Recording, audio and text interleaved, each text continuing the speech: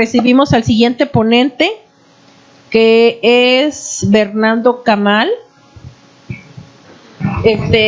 Su ponencia se titula en español, porque no puedo pronunciar maya, Apuntes desde nuestra perspectiva maya, cómo observamos al tren desde el pasado y presente en nuestras tierras. El ingeniero Bernardo Camal Itzá, mayahablante y agrónomo egresado de la Universidad Autónoma de Chapingo, de igual forma ha sido locutor en la radio Xepet, La Voz de los Mayas, y fue director de la radio Xenca, La Voz del Gran Pueblo, en el 2003 y 2004, en Felipe Carrillo Puerto.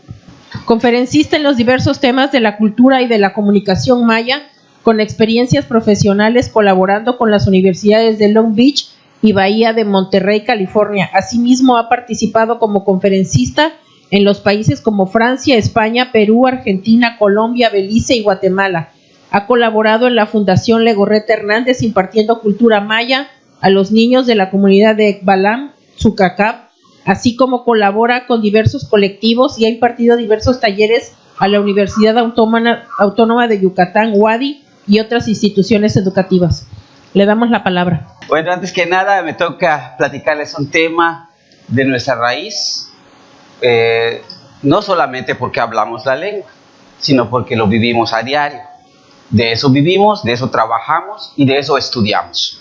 De tal manera que, bueno, este trabajo pues es tal vez un poco romántico, porque vamos a remitir un poco del tzetzek, un poco de lo que significa desde nuestra perspectiva histórica, algunas cosas que tienen que ver con nuestra vida del pasado, el presente y tal vez el futuro. Si analizamos un poco este cuadro que se encuentra en la radio La Voz del Gran Pueblo en Xenca, Felipe Carrillo Puerto, este cuadro tan interesante nos muestra algo tan valioso. Por ejemplo, este primer tramo nos muestra esa parte de la imposición de la conquista, no solo de una religión, sino de una idea propia de un desarrollo. Si vamos a ver de la conquista para acá, vamos a ver un tramo de esa llamada rebeldía del pueblo maya, que inicia precisamente un poquito antes de 1810, pero más o menos visiblemente en 1847, pero ya más de 1847, prácticamente hasta nuestros días, 2019, entonces vamos a encontrar a través de esta parte histórica algunas respuestas de esta parte de nuestra plática, algunas ideas, algunos apuntes de un trabajo que hemos venido desarrollando cuando fui trabajador del INI, Instituto Nacional Indigenista, en los años de 1995 hasta el año 2004, en diferentes ámbitos del instituto, trabajando con diferentes comunidades de la península de Yucatán a través del video y los medios masivos de comunicación. Tal vez en nuestro pasado histórico, nuestro pueblo siempre nos ha dicho, a través de viejas leyendas, metáforas que nos dicen, Vinco Chuquina, llegará el día, ya no pata el minanja, no habrá agua. Y para que accedamos al agua, agarremos la cáscara del cocuyol para acceder al agua y a cambio vamos a dar un hijo. Eso precisamente, esta metáfora que hace muchos años, no se sabe exactamente la fecha ni quién lo dijo, precisamente hoy en día cobra relevancia, porque se habla que estamos en un territorio lleno de agua. Pero bueno, ¿qué hay detrás del agua entonces? ¿Por qué se habla de esa manera en una metáfora? Tal vez murales que todavía no alcanzamos a entender, a pesar de la interpretación que existe en el mundo, como la se encuentra allá en Guatemala. Pero bueno, hay algo muy curioso de esta cultura, porque no es una cultura muerta, o sea, no somos de museo, estamos vivos. Entonces, bueno, tan vivos que estamos, podemos entender que más o menos por allá por 1800, en ese matiz de la conquista hasta la independencia, vamos viendo pues esta parte que tiene que ver, lo que ven un poquito más blancuzco, prácticamente la zona enequenera, la zona de las haciendas, la zona en donde el maya fue acoplado a un sistema diferente desde la perspectiva del pueblo maya original, que precisamente es el tramo que tiene que ver con el monte, ¿no? Entonces, desde esa parte histórica, que sucedió precisamente desde la conquista. O sea, los que no estaban de acuerdo con los conquistadores se tuvieron que ir al monte, el monte de la selva, para su defensa. Esa defensa tuvo que ver con un territorio, una práctica de una cultura, una lengua, pero sobre todo la alimentaria, o sea, ujanal, o sea, comer. Pero esta visión de la comida, al final de cuentas, no estaba muy de acuerdo a algunos, ustedes ya saben. Ellos necesitan tener a alguien pobre, de todo el sentido de la palabra pobreza, para que al final puedan dominar. Este dominio, al final de cuentas, se buscaron 1000 pretextos. Priego de Landa habla precisamente de que las piedras no dan nada, o sea, que van a dar. O sea, pero aquí lo interesante es que, bueno, desde esos tiempos, previamente en 1847, vemos esa parte que tiene que ver la zona de las haciendas y con la parte maicera solamente en el estado de Yucatán. Esta parte tan interesante, con este dato un poco más actual, allá por 1990, encontramos algo curioso. Si distinguimos este mapa un poquito antes entre 1810, más o menos 1847, comparando con el monolingüismo de 1990, vamos a encontrar entonces dónde están los mayablantes, dónde están los milperos, qué es lo que hacen en el territorio, por qué siguen trabajando este esquema que tiene que ver el tema desde una religiosidad hasta la práctica alimentaria. Cómo es que a partir de acá muchas formas de 1847, de cierta manera, hoy en día hay muchas formas de interpretarlo, de estos movimientos que nacen desde los pueblos, porque precisamente el que viene a invadir, no viene a proponer, no viene a negociar. En maya le decimos talutachete, de esa manera está. Y el tache como tal, aquí no vale tu expresión, porque al final de cuentas, si tú quieres explorar, tú tienes que pensar en el paraíso, piensan los curas, no tienes que pensar en el paraíso, ¿no? Y para pensar en el paraíso, para nuestro pueblo saben que eso no existe. O sea, de tal manera que este territorio, cuna de una cultura muy importante, pero un lugar especial para la biodiversidad, inclusive para las plantas, los animales y las aves, también es importante saber que somos cuna, no solamente de los principales cultivos que tienen que ver con el maíz, ¿no? O sea, entonces, bueno, esta parte de la diversidad que nace desde un espacio tiene mucho que ver desde una manera de entender la vida. Si vamos allá más antes de 1847, todo eso, nuestros abuelos mayas, que no quisieron estar bajo el yugo español de la corona, al refugiarse en las altas montañas de Quintana Roo, formaron los llamados centros ceremoniales. Esos lugares donde se formaron, o donde estuvieron, precisamente estuvieron reentendiendo su pasado, su presente, y proyectar en aquel entonces lo que podría ser su futuro.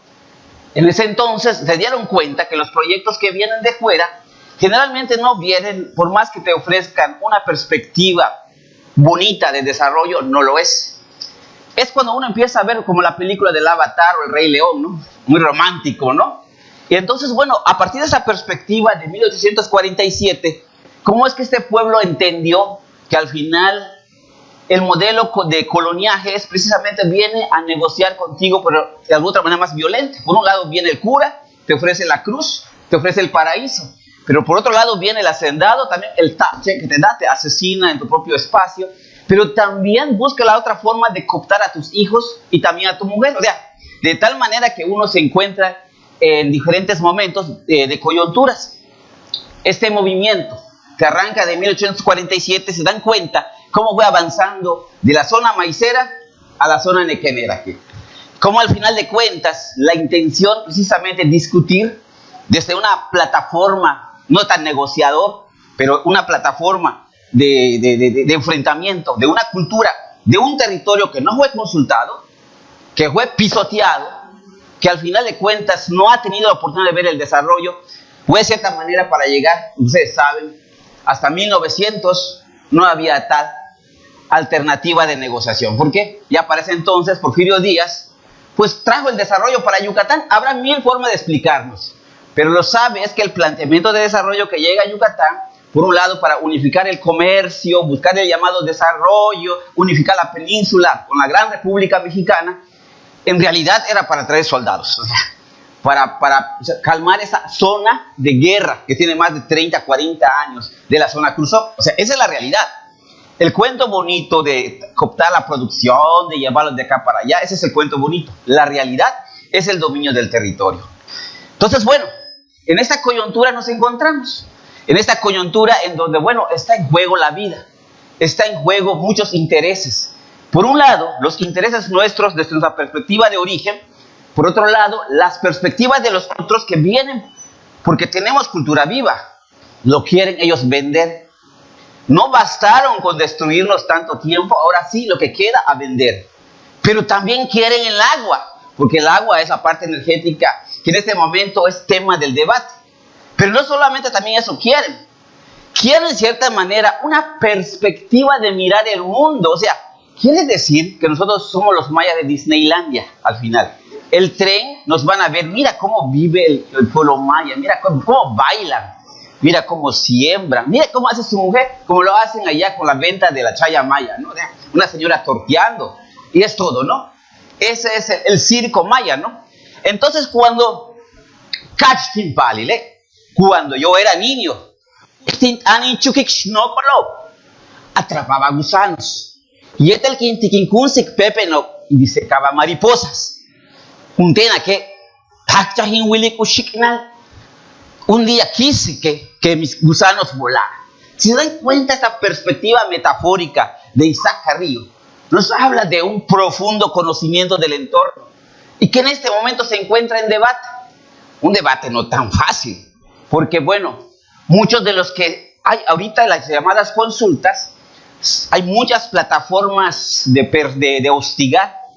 Unos contratan a los llamados mayablantes del dominio del territorio, pero que son capaces de vender a su madre. O sea, existen muchos de esos, pero para que esto no fracase, necesitan gobernadores y princesas y princesos. O sea, hay una estructura que se está formando para poder avalar desde la perspectiva local de que hay una negociación de abajo. Pero el proyecto viene de arriba, con una discusión, un discurso muy chingón, muy bonito, pero no hay un análisis desde el tono del español a la lengua maya. No hay ni tiempo, porque este es un proyecto de 6 años, pero no son de 6 años, porque si analizamos el proyecto Tren Porfirista, pues desde antes de 1900, o sea que se han dado negociando. Ahora el tren viene con más gría.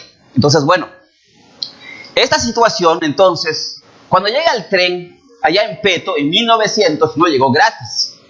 En las entrevistas que tenemos de 1995, previo al debate de hoy, nos encontramos gente que platicaban que el tren no llegó tan bonito. La gente en eso entonces vivían en la zona casiada de las haciendas. Si querían casarse, tenían que pagar tributo. Y como de cierta manera, si no tienes lana, tienes que pedir préstamo, lo que sea, o una de ellas, o paga los 50 reales, o te vas al tren para hacer los rieles del tren. Y entonces vas a los rieles del tren de 4 de la mañana a 9 de la noche, en una situación netamente de esclavitud. ¿Qué sucedía allá? Hay un capataz y hay que acarrear piedras para la construcción de los rieles del tren. Mucha gente falleció. Entonces, los que no aceptaron esta parte, se endeudaron en la tienda de raya. Hay detrás todo un proceso histórico que los abuelos hablan. No llegó un tren como hoy en día nos plantea. Fue un tren que de cierta manera hizo mucho daño y que la gente no ha hablado. Pero de lo que estoy platicando hay testimonio de videos de 1995 a 1900, hasta el año 2000, que son parte de los materiales que grabamos cuando era trabajador del instituto. De cierta manera, este proceso de empobrezamiento, del llamado somos pobres o no estamos desarrollados, depende de qué perspectiva. Por un lado, esta llamada pobreza ha sido fabricada hace mucho tiempo. Ya vieron todos, los mayas que salieron de la zona de las haciendas, fueron a la zona de alta montaña de Quintana Roo, tuvieron su proceso de ver el desarrollo y desde allá a expulsar a los otros que han querido siempre avasallarlos. En ese sentido, si vemos entonces la península, sobre todo la enorme riqueza que tiene, pues no es una riqueza tan chida, o sea, ha sido una riqueza, de cierta manera, cultivada, entrecomillada, por un pueblo. Está cienamente, organizada. Por eso está. Ahora, gran parte del país, donde han estado los empresarios, no es que sean malos los empresarios, pero yo no he visto tanto empresarios que sean bonitos, en términos de dar lana, no existe, por mucho que te diga hay un empresario chingón, en la práctica no, están viendo cuánto te va a dar, pero cuánto te va a quitar, esa es la realidad. No nos cuenten algo de Disneylandia, ¿no? Entonces, en ese sentido, vemos, por ejemplo, en la península, en ese sentido, cuántos ejidos, y sobre todo en esos ejidos, cuántos pueblos hay. Solamente en la República Mexicana, la gran parte del territorio mexicano, los que tienen todavía selvas vírgenes, regiones vírgenes, con enorme riqueza de biodiversidad, están en los pueblos. Los lugares donde está totalmente deforestado, abandonado, desertificado, son de los empresarios. Los empresarios ya destruyeron lo que ellos ya destruyeron, ahora están viendo lo que está conservado para seguir destruyendo. en nombre del desarrollo. Entonces, bueno, esta perspectiva que ya nos platicaron los compañeros, hay detrás todo un gran proceso de análisis, de discusión, que si nos va a unir o cómo está. Aquí lo interesante es que cada uno de los que nos encontremos, cómo generar un análisis, un tzikbal. Pero el tzikbal que no sea mente hipócrita, porque el concepto de tzikbal es tzitzik, en maya, analizar, y val de aquello. Pero tzitzik también es de respeto. ¿Qué significa? No vayamos diciendo, contrata a un mayahablante para que te diga lo que yo te cuento. No, no es así. Tenemos que ver de inicio. Inclusive el traductor del pueblo tiene que elegir quién lo va a ayudar a entender ese proceso. No que las empresas lleven su traductor mercenario de la cultura maya. No, no. Tiene que nacer bajo consenso del pueblo quién es. Porque si no va a suceder como en esta cosa que pasamos en los cuentos, en las radios. ¿Quién mató a este hombre? De los dos mayas platicando en español, aprendiendo el español. El compa dice, como está aprendiendo el español, dice, ¿nosotros? ¿Y por qué lo mataron? Porque quisimos, dice, pues tienes que ir a la cárcel. Así debe ser. Y de repente vino la policía, estaba llevando. ¿Y por qué me llevas? Dice, pues no que tú mataste al hombre. No, yo no lo he matado, pero ¿por qué me contestaste así? En esta paradoja dan cuenta que el castellano no está entendido. Ellos están en una negociación de interpretarlo. Y entonces en este momento estamos en ese nivel. Entonces hay muchas cosas detrás. Esta llamada perspectiva del desarrollo nos está llevando al debacle. Misteriosamente territorios de los pueblos, no solamente mayas, del mundo, se están incendiando para cambiar uso del suelo. No vayamos con el cuento de que no hay corrupción. Eso es mentira. Ustedes saben que por decreto no sucede. O sea, eso no es cierto.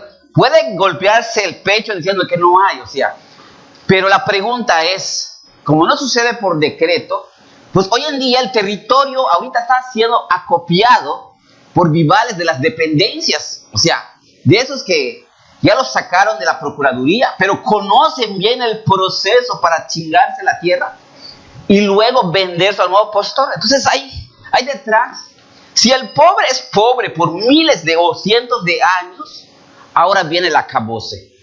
Su único patrimonio, el rico quiere ser más rico, quitándole lo poco que le queda a costa de lo que significa el hambre y la pobreza. De ese desnivel está el asunto. Entonces, bueno, no es de extrañar entonces que el desarrollo, vista de diferentes perspectivas, es ciertamente manipulado, cierta manera fabricado para poder entender que somos pobres, cierta manera entender que hoy en día tenemos más del 70% de producción ya perdida, ya se perdió, porque al final la sequía fue tan dura en gran parte del territorio mexicano y coincidentemente en la zona del tren. Entonces, bueno, seguramente acá habrá mucho billete, seguramente acá habrá mucha negociación entrecomillado. Entonces yo pido acá una reflexión profunda de los que estamos, que no nos encasillemos en defender lo indefendible. Entendamos que por lo menos en los últimos 200 años de historia, hasta este momento no ha llegado un proyecto que nos favorezca. Hasta este momento a los mexicanos hemos sido traicionados. Hasta este momento queda claro lo que dicen los centros ceremoniales. Taka Kinska Cajal, ¿quieres matar a tu pueblo? Ubapalto Tan Halaj. Entrega a tu hijo al cabrón gobierno para que lo eduque. Porque una vez que el cabrón gobierno eduque a tu hijo, entonces tu hijo te va a masacrar a ti en tu casa. Que eso es lo que está pasando. Entonces, muchos de los que nos encontramos acá hemos sido traidores de la cultura maya porque nos formamos. La milpa, la cultura maya nos subsidió, nos dio contexto, nos dio lugar. A cambio de esto es daga completa, ¿no? ¿Por qué? Porque queremos lana, queremos la riqueza. Hoy en día, el éxito profesional es estar con quien tiene el billete y los intereses para progresar.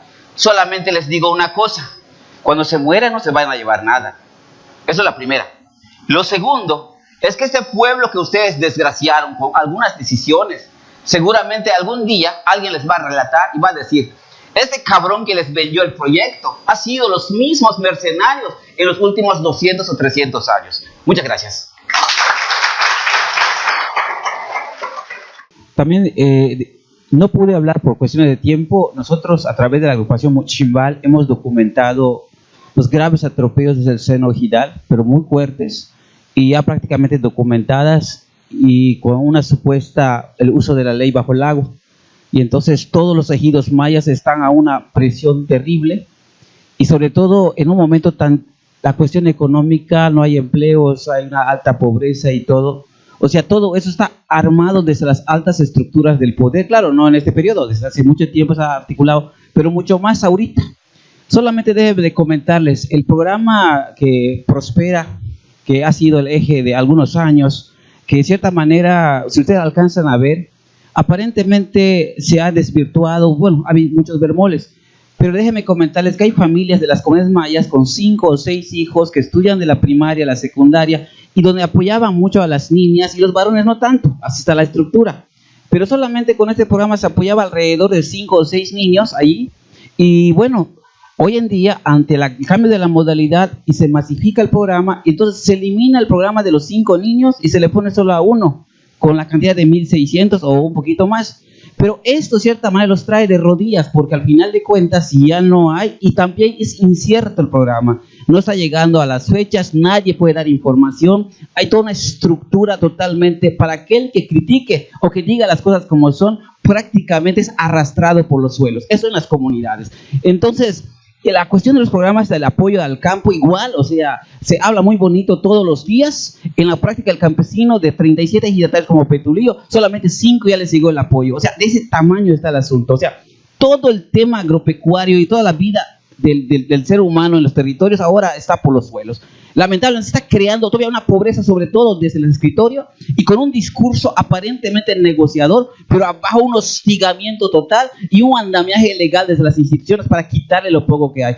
Imagínense ante tanta enfermedad que en ese momento se está padeciendo y la generación de la necesidad económica para solventarlas es cuando están llegando ahorita muchos de los compas con la idea de adquirir las tierras y lo están vendiendo al mejor postor. Entonces, bajo estos escenarios es terrible la vida en el campo y creo que por todos lados estamos padeciendo. O sea, se está creando condiciones ideales para la entrega del territorio a diestra y siniestra, supuestamente bajo consulta. Entonces, y ahí está, todos ustedes han visto los medios de comunicación, pero la verdad es que no se quiere decir las cosas como son. En campo se está padeciendo eso, pero no estamos hablando de la violencia. Ustedes están viendo qué está pasando. Están desapareciendo liderazgos, están desapareciendo todo ente que pueda hablar de lo que está pasando, porque es la otra parte que también tiene que eliminarse. Quitar los medios de comunicación a los pueblos es dejarlos al garete para una decisión que ya está tomada.